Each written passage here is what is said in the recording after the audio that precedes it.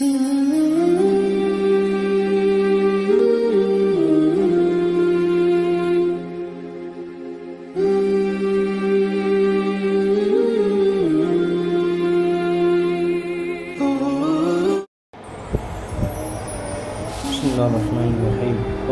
اما ترینی ما یوعدون ربی فلا تجعلنی فی القوم الظالمین۔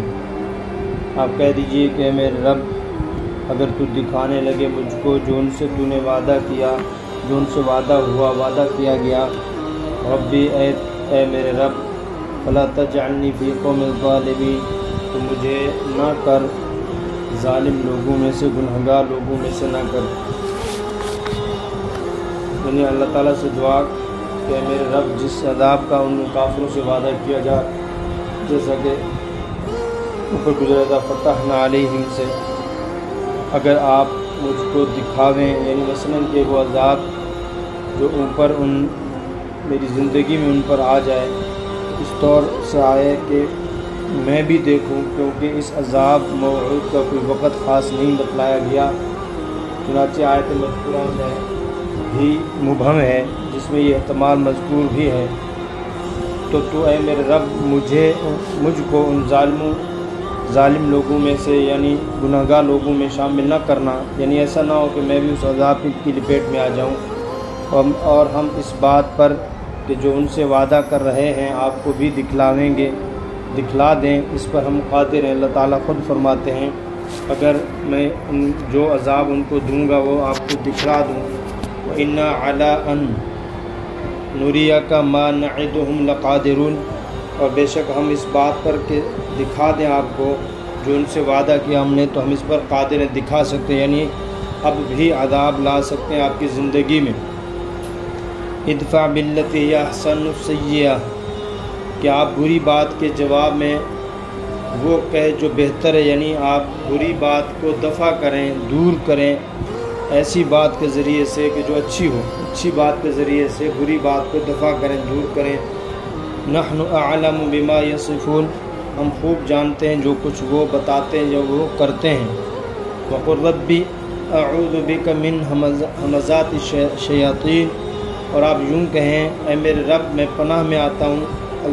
آپ کی پناہ میں آتا ہوں شیطان کی چھیڑ سے، یعنی وہ مجھے گمراہ کرے، مجھے بہکائے، اس بات سے میں آپ کی پناہ میں آتا ہوں۔ یعنی انبیاء علیہ السلام بھی اگر اللہ کی شیطان سے بچتے ہیں تو وہ اللہ کی پناہ میں آ کر بچتے ہیں۔ ان سے بھی کہا جا رہا ہے کہ آپ اللہ کی پناہ میں آ جائیں شیطان مردود سے، اس کی چھیڑ چھاڑ سے۔ اعوذ بک ربی ان یحضرون، اور اس بات سے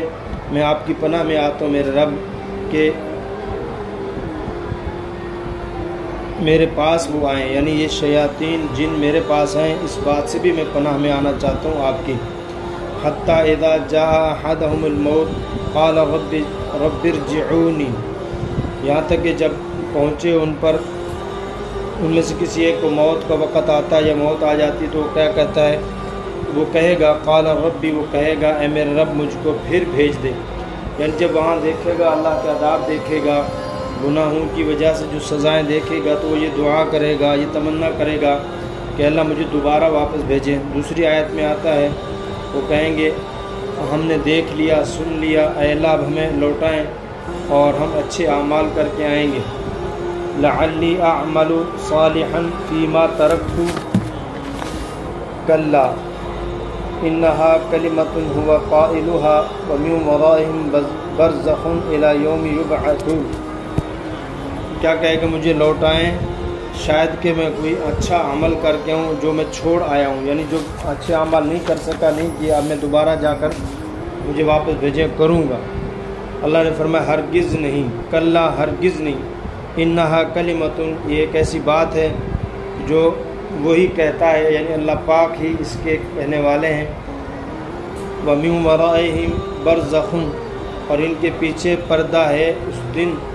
تک کہ اٹھائے جائیں، یعنی قیامت کے دن تک، کب اٹھایا جانا ہے کب ان کو پتہ نہیں ہے، یہ پوری ہونے والی نہیں ہے جو یہ کہہ رہا ہے قائلها انہا کلمۃ هو قائلها، یہ ایسی بات ہے جو یہ کہہ رہا ہے، یعنی یہ بات پوری ہونے والی نہیں ہے۔ اس لیے کہ ان لوگوں کے آگے ایک چیز یعنی کہ آڑ آنے والی ہے کہ جس کا آنا ضروری ہے، اور وہی دنیا میں واپس آنے سے مانع ہے۔ مراد اس سے موت ہے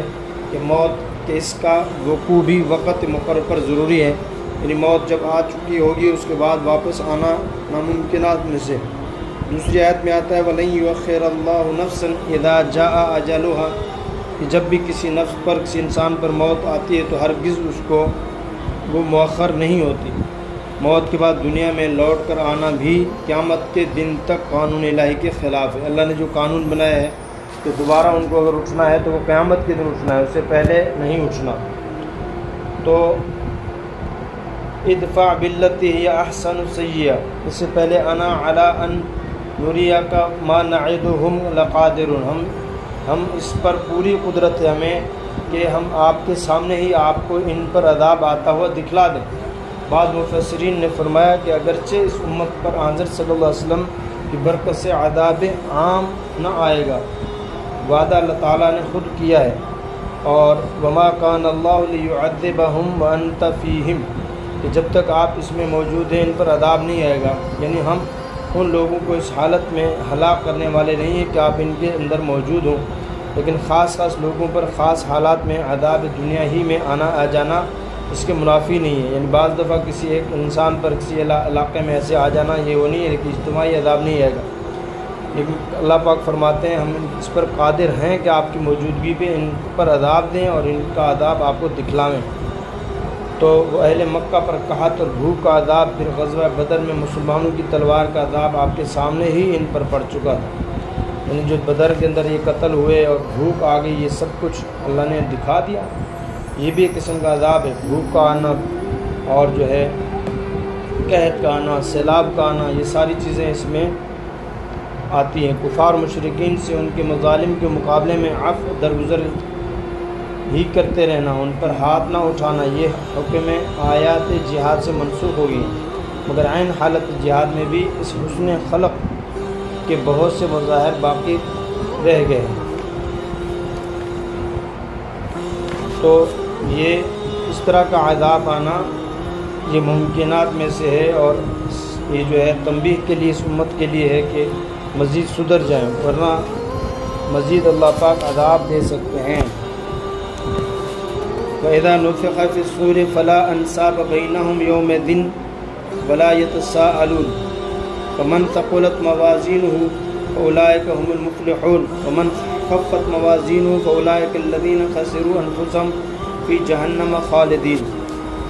اور جب سور پھونکا جائے گا تو قرابتیں کام نہیں آئیں گی، ان کے بیچ کوئی قرابتیں نہیں ہوں گی اس دن، اور نہ ہی ایک دوسرے سے پوچھیں گے، البتہ جس کا وزن یعنی ترازو بھاری ہو گیا، اس کی تول بھاری ہوگی، تو یہ ہوں گے کامیاب لوگ، یعنی وہاں جو کام آنے والا ہے وہ عمل آنے والا ہے جو ترازو کو جھکا دے، وہ عمل کام آنے والا ہے۔ اور جس کا ترازو ہلکا ہو گیا، جس کا وزن تول ہلکی ہو گئی، اولئک الذین، یہ وہی لوگ ہیں جنہوں نے اپنے جیوں کو، اپنے آپ کو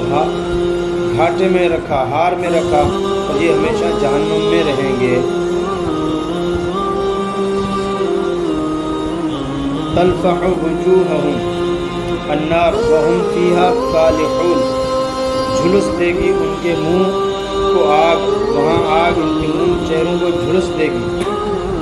اور وہم فیہا کالحون، اور وہ اس میں بدشکل ہو کر ہوں گے، ایسے ہوں گے ان کی شکلیں بدل جائیں گی، بگڑ جائیں گی۔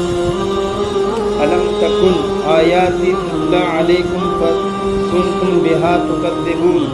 کیا تم کو سنائی نہیں تھی، یعنی ہماری آیتیں، میری آیتیں تمہارے اوپر پڑھی نہیں گئی تھی اور تم اس کو جھٹلاتے تھے۔ یعنی اللہ تعالیٰ فرما رہے ہیں یہ چیزیں، آیتیں اور یہ نشانیاں، یہ سب کچھ دنیا میں بھیج چکا ہوں نبیوں کے ذریعے سے، علماء حق کے ذریعے سے، جنہوں نے آ کر تمہیں سنائی تھی ہماری آیتیں، اس کے احکام، لیکن تم اس وقت جھٹلا دیتے تھے۔ اس ابھی بھی بعض لوگ اور جو ہے وہ کہتے ہیں کہ جو قیامت ہے، قبر ہے، حشر، یہ سب سائنسی چیزیں ہیں، ان کا کوئی تعلق نہیں ہے ایمان کے ساتھ۔ تو ایسے لوگوں سے اللہ کہیں گے کہ تمہارے سامنے ہماری آیتیں پڑھی گئی تم نے ان کو جھٹلا دیا تھا۔ قالوا ربنا غلبت علینا شقوتنا وکنا قوما ضالین، تو وہاں کہنے لگیں گے کہ ہمارے رب ہم پر ہماری بدبختی غالب آ گئی اور ہم گمراہ لوگوں میں ہو گئے۔ ربنا اخرجنا منها فإن عدنا فإنا ظالمون، اے ہمارے رب آپ ہمیں نکال دیں اس جہنم سے، بس اگر ہم پھر کریں تو ہم ضرور گناہگار شمار ہوں گے، یعنی اب جو گناہ وہ معاف کر دیں، اب دوبارہ ہم نہیں کریں گے تو وہاں سے پھر دوبارہ موقع نہیں ملے گا۔ قال اخسئوا فيها ولا تكلمون، اللہ پاک فرمائیں گے پڑے رہو پھٹکارے میں بدبختی میں، اس کے اندر بدبخت ہو کر پھٹکارے ہوئے ہو کر یہاں پڑے رہو اور تم مجھ سے بات نہ کرو۔ انه كان فريق من عبادي يقولون ربنا آمنا فاغفر لنا وارحمنا، ہاں اور ان میں ایک فرقہ ایسا تھا کہ یہ میرے بندوں میں سے کچھ لوگ ایسے تھے جو یہ کہتے تھے اے ہمارے رب ہم ایمان لائے اور ہمارے گناہ معاف کرتے ہم پر رحم فرمائیں، وانت خیر الراحمین، آپ سب سے بہترین رحم کرنے والوں میں سے ہیں۔ یعنی انسانوں کے ساتھ تو نسبت ہی نہیں ہوتی کہ اللہ کے رحم کی کیا درجہ ہے، اور اللہ پاک رحیم اور کریم ذات ہے، کسی سے نسبت نہیں ہے، تو لیکن اللہ پاک سے کہا کہ آپ سب سے بڑے رحم کرنے والے ہیں۔